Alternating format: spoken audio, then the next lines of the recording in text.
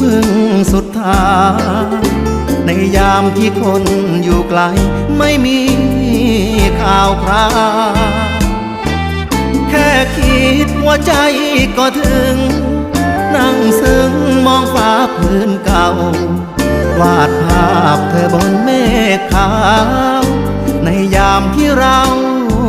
จากลา